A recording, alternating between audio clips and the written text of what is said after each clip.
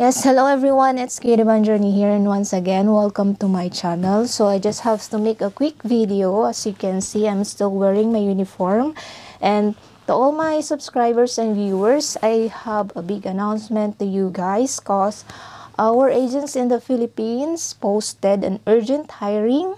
Okay, urgent hiring po ito. A job opening for a male welder. So what is the job description?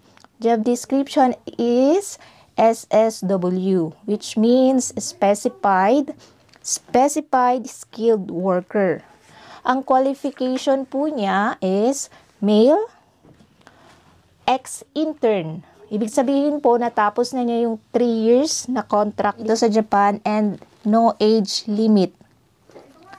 This job orders is different from trainees po. It's because SSW po yung hinahanap nila. So, ibig sabihin, mas upgraded na siya kaysa doon sa trainee. Kasi pag sinabi pong trainee it's like an OJT lang. So, kumbaga, you're acquiring experience dito sa Japan. Kasi pag sinabi pong SSW, you have some benefits. Okay, para mas maintindihan po ninyo, let's explain what is SSW. So, dalawang klase po ito is SSW1 and SSW2. So, sa SSW1, ang status of residence is una, you can work here in Japan for a total of 5 years. Sa pangalawa, you cannot bring your family. Hindi mo pwedeng dalhin yung pamilya mo dito sa Japan, sa SSW1. Pangatlo, you can receive the same salary as Japanese worker. Kumbaga parehas na yung sahod mo dun sa mga beginner na Japanese. Pang-apat, you can receive Japanese language training like mga grinding, sa welding techniques, mga ganon. So, panglima, you can receive various support from the company like benefits or kung ano yung ino-offer ng company. Ang SSW2, walang limit yung pagtatrabaho mo dito sa Japan. So, it means as long as you want to work here in Japan, so continuous lang yon.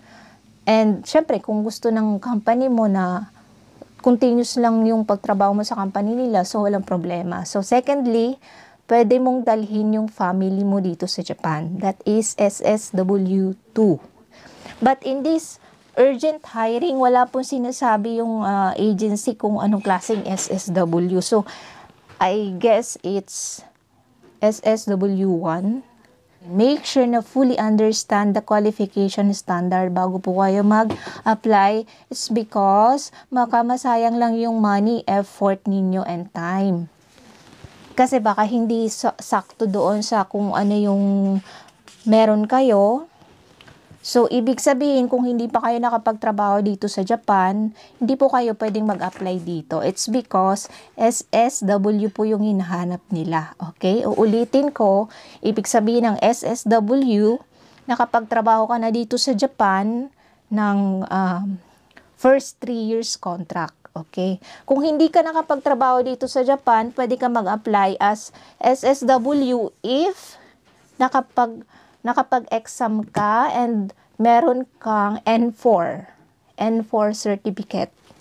So, paano naman i-acquire yung N4? Ibig sabihin po kasi ng N4, ibig sabihin medyo proficient ka sa pagsasalita ng Nihongo.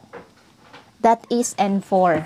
So, kung wala kayo doon sa qualification na yon and hindi pa kayo nakapagtrabaho dito sa Japan, it means hindi po kayo pwedeng mag-apply as SSW na welder. And also to those who have different nationalities, so I'm so sorry guys, but this job description is based only in the Philippines. So I know that there's a lot of you send a message on my YouTube channel, on my videos. So, I'm so sorry guys, but this is only applicable to all Filipino workers. Okay, so that's it everyone. Thank you so much for watching this video and good luck to your new journey in life. And at the end of this video, I will post the address and the name of the agency So, good luck everyone. Once again, it's good my journey here and good luck. See you.